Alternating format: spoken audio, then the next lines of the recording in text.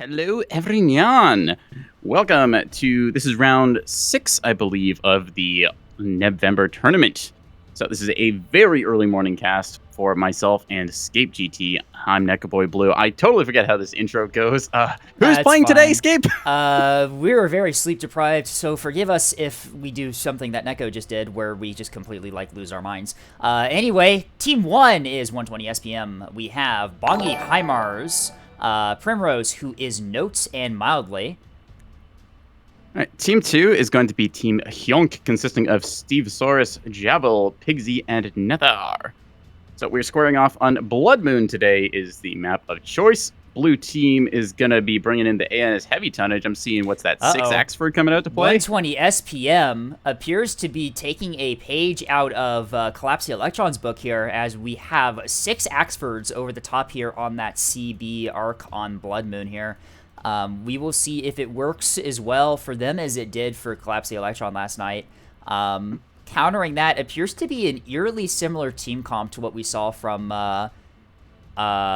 Maintenance as a Birch. Similar style. I saw some Acellas in there. Got a liner, monitor ball with some slight variants. All right.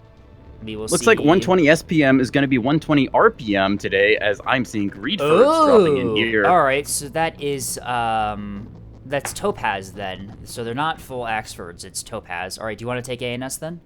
Yep, starting off with the Boing Boing is going to be, looks like a pair of these 120 toting Greedfords here. Looks pretty standard Spyglass on one of them, and then almost a pair on the other. Yep, so about as regular as you can get. Double Raider Whiplash tech on that backpack. Did I just call 120s 250s and think that this was Topaz? I'm actually, losing it already. I didn't even catch that, so I couldn't tell you. I just caught that in retrospect. Oh my god, okay. All right, so this is a cast that's already starting. Hymars is coming in then with the Cap Fleet, which is going to consist of 2 CLs, 1 Interrupt Jammer, and one of them with a VLS-2. Got some active decoys and short killjoys. The rest of these is going to be gun cappers, 1, 2, 3 of those, and then looks like 1, 2, 3, and then 4 cringe cappers just distributed across the battle space here. Mildly comes in with their own Greedford pair. This is going to be, looks pretty normal here. Backpack VLS-2 for some Naganatas, and then the other one's got Interrupt Jammer. Very common pairing we're seeing probably across all of these capitals. Primrose is going to be deploying a bit on the outside. Primrose is saying that they made a mistake. What did they do? Major misplay. Question. Interesting. Taking a look at their S2 backpack, I'm not seeing anything necessarily wrong. Looks pretty standard here. The only thing I'm noticing is they don't have any killjoys in that Axford, but other than that, I'm not really seeing anything wrong right now. All right, that's ANS. 6 Greedfords and 250 Vauxhalls with a bunch of cheap cappers. It's pretty vanilla. What is facing off against them, Scape? Anyway, starting at the top with Javel here, we have a fleet carrier, more line here. I'm seeing bombers with a blade of foam, Hyco countermeasures, a lot of fighters here. No buffs on those, and some pikes for support. Halberds already out. Weaver and Aspirant are around the map. These are likely advanced radar package. Yep, just for some early scouting. Nether coming in next with the double Acello. Sarissa's Auroras looks pretty standard. Pigsy does have a blanket jammer on the chin of one of those. Is a little bit of tech. Actually, both of them. Double blanket jam as opposed to the Bloodlights. That's interesting. We'll see how that little design choice does for him here. Anyway, Pigsy with the sort of half monitor ball, half tug support here. We have 4 monitors and 2 tugs in a cluster here. The tugboats looks like they're carrying the jamming and some support equipment. Meanwhile, the monitors can be fully dedicated to point defense and damage output by the looks of it. Plasma and 100 mil is not split between these ships here, which gives a little bit of a vulnerability, but other than that, a relatively strong fleet. And rounding things out for Team Hjonk here, we have Stevosaurus on the caps. I'm seeing double 250 liner here. 1 low on Boxer, one of them mid heading A. And then it looks like just various gun shuttle cappers around the map. Oh, they're being played in these pairs are paired with up, jamming. actually. Interesting. So they're being played. Kind of liking that. Played in Gonna pairs win them the with cap war some handily jam here. support. We'll see how that does for right. him. Taking a look at the map right now, 120 SPM just forwarding their heavy frontline asset here. You can see they are already moved up quite far on that CB ridge there. Meanwhile, OSP also doing a bit of the same here as Team Hjonk also pushes forward. Oxford's taken the engagement favored at first as they get a couple of those shots into the side of the Ocello. Does snipe the bulk mag up top. A little bit of excess ammo. Able to Rocket Strike on restored. C is going to be the first pick off here as HIMARS loses a naked capper. Does not get the cap there. Javel with some excellent cap deny there on C, as C is denied. However, both B and A's A going to are get gonna capped, go but to, Lancer's on the way to ANS. C to that. 250 RPF we're seeing from HIMARS. Yep, That's Lancer's already taking cleaning a up some lot Lancer. of damage right now. The 250 RPF from CLs, we've seen this in the tournament before. 250 RPF from CL's a very, very excellent anti-craft tool here, as, yep, you can see the damage is already adding up quite fast here. Lancer does get their Rocket Strike out, does manage to One kill. strike and two strike. That'll be a takeout on that very cheap asset. Just gonna get knocked out here fast. All right, so ANS secures an early cap advantage here with 3 to OSP's 1. The front line is currently developing right now. You can see, actually, it looks like the Axfords are all coalescing together now instead of continuing to split up. Meanwhile, Axford's doing the smart play right now with that curvature they're getting here. This gives them a good area coverage between the C and B points. They're able to put some RPF into a couple of these light cappers. We see one of them from Stevosaurus kind of wandering too close to B point and going to get punished for it very quickly. Already reactor going It down on does go dark for a second, although now it is lit back up. It looks like HIMARS gets Moped in position to begin some scouting for the Axfords. Kelp does get target locked and is diving for cover right now. This is one of the ones with the jammer on it. Jammer doesn't have the power to fire as that reactor does go down. Rather unfortunate. It looks like it is going to get into cover, though. The secondary batteries are just out of range on the secondary guns are distracted right now. Javel's little spy device at the top of the map, this integrated radar skiff, was attracting all that 120.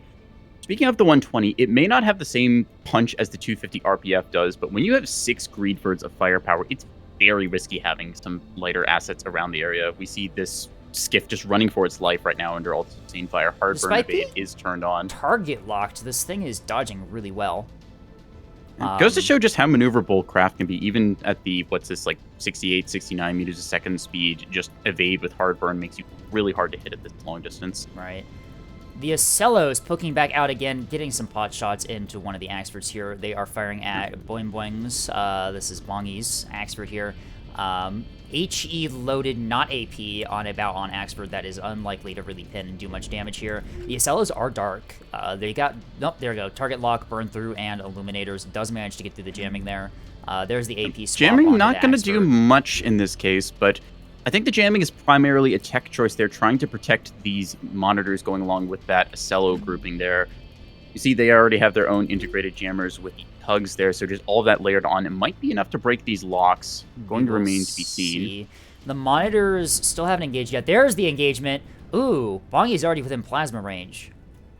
Interesting. That's going to be some very long plasma shots. Range bracket is a lot closer than I thought it was, as, yep, the Axfords are now dealing with the monitors and Ocellos here. Just at that 7.5 kilometer mark. Plasma going to miss for the most part with double radar drive. ANS does hold the frontline numbers advantage here. We will see if they are able to use that to their advantage. Meanwhile, on the A flank here, Stevosaurus does lose one of their cappers to the CLs. It is technically alive and has gone dark, although at the cost of heavy damage. The other one is now moving towards A. The CLs have actually pulled back quite a lot here. CLs are doing a smart thing here where they've kept the A point kind of under their control. They're screening this side of the map. They can do quick response to D point or C point if they need to rotate over while the front line does its thing. That said, Retribution's on the way as Javel has got 2 flights. Heartbreak and Hitman headed their way fast with a lot of Piranha rockets going to be on HIMARS to quickly respond to those. Likely going to try and coordinate this strike with the A-cap attempt here. You can see that Stevosaurus has multiple cappers in the area of A, ready to step on the point and ready to take the objective. But also, additionally, Stevosaurus moving over with their own 250 broadside liner there. Going to see if they can contribute to a follow-up on the strike. HIMARS also does have a capper nearby to see right now. It is one of their cringe cappers ready to step on the point. Hornet, though, is potentially close enough to deny that if they do step on. Meanwhile, Fencer Heartbreak Squadron might strike early. Yep, they're going to go for the cappers instead, just picking off what they can, deciding not to try and risk the voxels. Instead, just deprive the ANS of their cap assets. They've seen 6 Axfords. They know there's only so many Corvettes on the board. Hitman, though, does look like they're going to commit here. On the CLs. They are doing a pretty decent job of dodging the incoming RPF. We will see how long they are able to keep that up. No target lock set on on them evade yet. for now. Yep, there's the high burn. RPF now starting to hit. Clears out one of them, down to 7. That is still a lot of rockets, though. Here, what's the point defense situation on these, actually? Probably pretty limited, considering that these are cap on. escorts. I'm not seeing much at all. If these rockets... A rebound pair on the rub, but that's it. The 250 RPF now pretty heavily damaging the squadron. Ooh, it's down to 4. Wow, 250 RPF coming in clutch here. Not this ideal. Squadron forced to strike through open territory means that there is going to be a ton of losses before the rocket strike goes up. There is a single rebound in arc, and it looks like it is almost enough to deny R2 this will strike. catch the Raider drive and take out a gun there. Voxels don't have that much damage reduction. The Mark 64 is a damage threshold 30 device, so rockets can break it. Still, for what it's worth, that was not the greatest strike, all things considered. I believe it was 7 or 8 fighters went in, and they lost about half of their number. Right. Yeah, looks like they're going to lose probably more of them on the exit as they are just heading back here in fairly straight order. Javel's likely going to have to commit some heavier squadrons to try and take out those CLs. And the CLs now detecting the gun capper group that's heading towards A. 3 cappers step onto A at the same time here from OSP. You can see Krill from low, Cashew, and Peanut from high. kind of making a mistake here. They have 2 Bellbird-equipped shuttles in range, but are not jamming out the Voxels right now. They are detected. detected. Going to take a lot of damage for that. They are spotted despite the jamming. There comes the counter jamming there, as it does Needs manage... the jamming up soon. Yep. The CLs, unfortunately, do not target the one with the jamming, and Stegosaurus does go dark on the A point there. Meanwhile, the B cap continuing to develop here as ANS just pushes over the rock with the Axfords, already disabling the drives on... Ooh, the monitor's drives. Look at the monitor's drive setup. It's just a single sub drive on all of those. That's a little bit risky here. Now, they can restore this, but at the same time, going for singular soft drive like that... Yeah, it's caught out in front of 4 Axfords here. This thing is just going to get chewed up. One monitor already down on OSP here. Meanwhile... Axfords are doing a good job here. A pair each is engaging on either side of this rock, trying to box in the OSP, keep them in that single area. A second pair here has kind of split off. The Primrose group is going after these 2 cappers.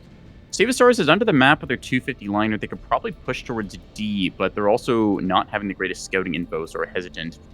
It's really going to come down to Javel with the carrier strikes, what they can field and what they can get through. While these Axfords are split off like this is their best chance to try and get a strike on a pair of them, since the PD will be heavily degraded due to their displacement. You can already see Carnage Squadron is sorting towards that rock. It looks like it's ready to go over the rock and engage something. We will see if it's able to get purchase. Seeing these saw torps on these, and I believe that the illumination plus the comms jamming will be enough to deny that strike. Question is going to entirely come down to what is the attack angle, can you self-illuminate, and is your illuminator, which is mounted on the nose of these, shot out by the Acellos or not. So, ACAP continues to develop. Stegosaurus has taken a lot of damage on these cappers. They had the means to cap this point using those Bellbirds on Battleshore to try and blind these Voxels. They had no more scouting, and they could have probably taken A without a loss, but instead we're going to see 2 of their cappers getting bled pretty badly. A third one going towards D point, just getting swept here as HIMARS pounces. In all fairness, they did take the point, and the 250 liner is now in position to do some denial work on A. Meanwhile, the other 250 liner from Stegosaurus continues to move under the map. It is pointed in the direction of the Axis. Naginata's going towards Carnage Flight. One of them going to get hit pretty bad there, but the Ablative Foam does let it tank that hit. See now, Carnage Flight doubled in count as more will get off the deck of the Moorline. More Naginatas inbound. Those ones, Ablative Foam continues to work here. However, Javel once again just throwing these bombers and fighting. That is a open very space. optimistic torp dump from that range. Let's see if the comms jammer goes on. Comms jammer not on. Mildly target lock. Mildly at the Comms last jammer on second at the hits the last flick. second. those torpedoes are going to land as the comms jammer was not activated in time. More importantly, the VLS-2 with 9 Naganatas is temporarily disabled, meaning that Carnage Flight might be able to get out of here. However, OSP's Frontline just continuing to engage the other experts here, not swapping fire to the other squadron. These experts are all in very advantageous. Hit pretty hard. These experts are all in very advantageous spots right now for getting those crossfires. Yep. Axfords have split into 3 distinct areas right now. OSP really just needs to cut across, capitalize on the wounded ones that they saw just get struck, and then try and rack up whatever damage they can. They are far from cover and also had taken a sizable amount of damage that they could definitely try and punish, but the monitors and the Acellos doing a somewhat okay job at only taking 1 engagement at a time. That being said, Bongi is about to poke out broadside to these Acellos. As you can see, the fire's already coming in. Into the monitors, looks like those are going to be targeting one of Pigsy's monitors to begin with. That is a really devastating flank against OSP here, as OSP is pretty, like, stuck in this little Carrier area has been spotted as well. We see that briefly pop up here. It looks like Boing Boing with the tags are... I believe that their spyglass will have picked up the carrier. They may be rotating their guns over. Remains to be seen. Looks like they're just going to try and punish the monitor ball, which is tearing apart Primrose right now. Unlikely that they're going to be getting accurate fire on a spyglass track at that range.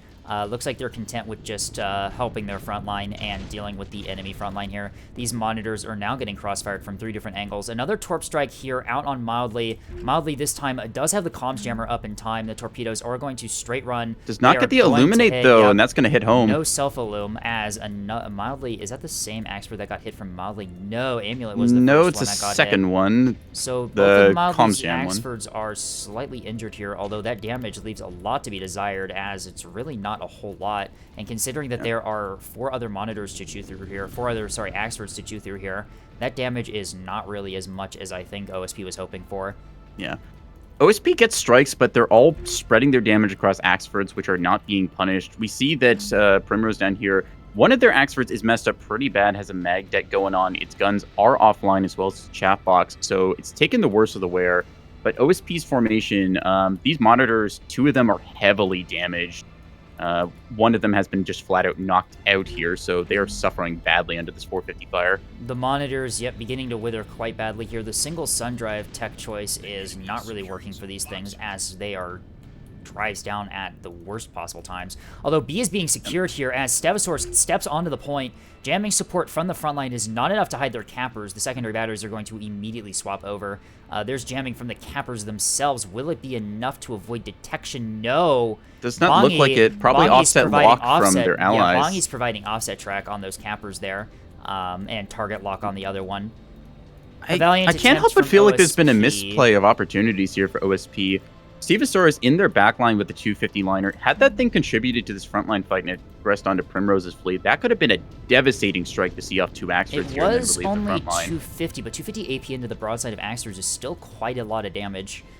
We can see, especially in conjunction with the front line engaging. Rocket Squadron is flanking over the top here, flying through open space. They are going to get attrition by these Naganatas quite badly here, as they are going to a lot of Nagis and some RPF. Desperation strike. Javel not using any cover at all to advance these squadrons, which just leaves them open to RPF secondaries and SDM 200s the entire way. Boxer once again being attempted here. For what it's worth, that is the last of the Nagis, so... Yep. Rocket Flight is now down to just 7. Not ideal. Still, that's 14 R2s, which could put some damage onto these already struck Axfords, provided they hit the areas that was already torped. At range, that's a bit of a range, but... The Axford's not the most maneuverable ship, even with this optimal drive setup. Those are going to actually pin, as they do hit an area that has reduced armor. Although the front line is really pushed far back and is unable to really get a follow-up strike on that. One of the Acellos already bled pretty heavily. Take a look at another one is still functional here. The Acellos right now are just getting eviscerated from the Axford flank that came around at basically point-blank range. That's within, like, 3 kilometers, and they are just tearing into the broadside of these Acellos. One of them secondary batteries are going to pen as Nather gets flanked by the other Axfords from Mildly here. Secondary batteries also in range, and that is also going to pen as OSP's frontline begins to collapse here. Reactor bloom on the rest of the monitors is going to be really rough for OSP here. As that is basically the end of the monitor ball then. Yep. R2 strike from a bit of optimistic distance here. Javel going for these range strikes. Yeah. Kind of forced to, considering the defenses that these Axfords have. No pens. Aura does do a follow-up strike. These will get through a little bit better now as we're going to see some impacts. Still one big problem with no the range pens. is that you get a bit of spread there, so you don't get consolidated fire. Right.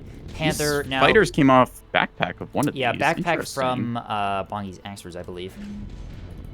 All right, so neglecting to go with Naganatas, instead getting the pair of... These are going to be just 20 mil Tantos with Jam Pod. I suppose so the argument not the is highest that investment, their but... team has the Naganata count.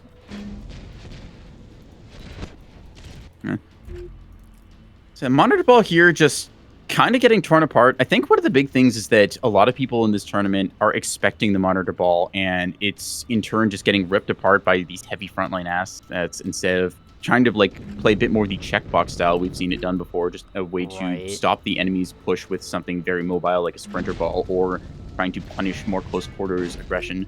Instead, we just see it try and take this front line and lose it. OSP was pretty ambitious on the frontline engagement here. Despite identifying the massive frontline counts that ANS had, does still try and commit their ships onto the engagement here.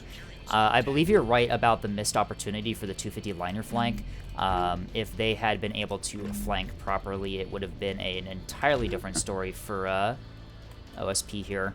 HIMARS now getting seeing the 250 liner does get a lock on HIMARS in the back line, so that's going to be some good 250 hits in a second here. Although you see both of them get into gun range in a moment. The Seals are not really the threat for OSP right now. It is those 6 Axfords that are pushing really aggressively and have absolutely dismantled their front line. Cap advantage is currently in the hands of ANS. Although it does appear that OSP is getting on points here. They're taking Boxer, and they are setting up a take on C, although those Axfords with the secondary batteries are still very close to the point. It's going to be pretty difficult for OSP to dislodge that. You can see here, Mildly is already sending the Amun-Ra to the C point there to just secure it. Cashew from Stevosaurus does attempt to get onto C point, but is going to be met by still active 250 batteries in the broadside shot in a second. This is really on OSP not punishing the Greedfords once they had split up and dispersed a little bit. They could have easily isolated one of those groups and gone for a carrier super strike on it. Instead, they elected to kind of split their fire. They chose the furthest back group there, the Meow Axfords, which were the farthest from their carrier, and just never had a chance to consolidate their fire. The 250 liners, they do find HIMARS in the back, like you mentioned, but HIMARS even so, they're not actually dying that fast. It's nice to take out the CLs, but that's not really the threat right now for OSP. Those Axfords have already developed into incredibly aggressive positions and are now threatening the carrier. Curiously, Reactive Bloom does go through on the B point, but not near enough to these Axfords to scare them. Monitor's just getting cleaned up. Rocket Strike in the back line against Bongi's Axford. This is the one that got struck earlier, so we might see some pens here. Yep, some pens. The drives, though, coming in clutch, as a lot of that is able to be dodged. Bomb follow-up is these not bombs get likely through. to fratricide here in a second or so. There is still a defender in Arc, which should clean up those bombs quite well. Yep, that's going to be a swing and a miss. I feel like this is Javel slightly misplaying on the Rocket Strike as well. They seem to be popping a lot earlier than I would recommend. You really want to get as close as you can before Defender kicks on. It's a side effect of this map. The Axfords are playing really well, staying in the open and preventing those really sneaky run-ups from Craft. Javel forced to throw a lot of their fighters through very open space to try and get them onto target, leaves them at high risk of getting shot at as they are on their way. I think another thing to look at is just the fact that Javel's forces have been largely attrition. We haven't seen the buildup of the kind of critical mass anti-heavy asset strike, which is 8 bombers with torpedoes. At most, we saw 4 of them come in, but Javel's just not been able to get all the forces consolidated they want to properly overpower one of these groups. HIMARS is on the withdrawal line in one of their CLs. Stevosaurus has pushed them back very far. The other one crippled by the other 250 liner. Although, yeah, once again, this is not what those 250 liners should really have been focused on. OSP just not taking the engages that they want today. They've done some of the things right. Like, to their credit, HIMARS' fleet is in relative shambles. The CLs are not threatening anything right now, but their frontline exchange, though, Primrose is beaten, but still effective. Bongi, like you mentioned, is pretty much unscratched. Mildly took a hit or two up top of the map, but if we look at them now, they've repaired basically everything that was struck there. At most, they're missing a gun plot and a pair of guns. And they've still got plenty more Mark 62. You would not believe that these Axfords, both of them from Mildly, were struck by torpedoes earlier. One of them struck multiple times by R2 follow-up as well. They are still in a relatively healthy condition. Backfire here is all bombs, no torpedoes. They're just trying with what they have. Read and commit onto one of Mildly's Axfords here. I'm assuming this is a desperate play to try and prevent that Axford from stepping near A. OSP doing their best to just maintain the points that they have. Does lack a defender, away. So this may work if they don't Axford, stop like right now. The Axford still has its drives up, so it theoretically should be able to dodge here, but it's not going to dodge here. No, it's going to get caught by a couple of those. Are going to find it. Not a lot of damage, though. It looks like a lot of them being absorbed by the nose of the Axford here, and some of them probably clonking, too. That did no damage. I'm confused. Yeah, okay. Odd blast angle, perhaps, or maybe armor pen issue? Something. Strange. Very bizarre. The Ocellos are not completely dealt with. Pixie is out of ships completely, as the Axfords just have free reign now to just move along the map. HIMARS only remaining assets is Stevosaurus, who's got half a 250 liner right now, which under sustained fire. HIMARS still alive and buying time. Yep, these 250 liners have been out of the fight for way too long here, as they are just busy trying to clear up these CLs, completely missing the entire frontline engagement. Bongi now is going to commit on DE, Mildly sending an Axford for A, Axford sitting pretty on B and C, and it looks like no current attempts for Dagger yet, although I have Javel trying again here. Strife Flight built up. We see 14 of these fighters going to be coming in here. They've got Piranha rockets. They're committed on target. We see the gun. They dropped the bombs first before the rockets. Did not disable the bombs. That's their error. No. Rockets are still going through. Yep. The rockets are going to hit. R2 strike the right distance, though. They do get the impacts to break that armor, but... Although the bombs are going to miss, as this Axford is once again able to dodge without any problem at all. The maneuverability you get from double raid or whiplash drive coming in clutch here, as the bombs don't even get close to hitting. Yep. R2 strike is deadly on OSP when executed with the correct follow-up, and that was just not it right there. One of Stevosaurus' Axfords caught out in the open here under 450 HE fire now, as Eclipse is going to get capped by the Axford here without pretty much anything being able to stop it. Boxer firmly in the hands of ANS, C firmly in the hands of ANS. Stevosaurus, Alexa, throw it in there. OSP knows the writing's on the wall. From OSP there, as they are just unable to deal with the massive frontline push.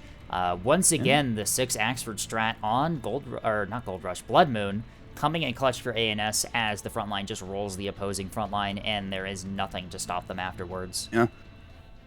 OSP had the tools in their arsenal to try and deal with this. I feel like Javel strikes, which was really their main kind of swing factor, just never could find these Axford pairs alone and punish them. Or if they did find them alone, they just never got the strike that they wanted. They left the damage here just on the really strikes. Good. Yeah.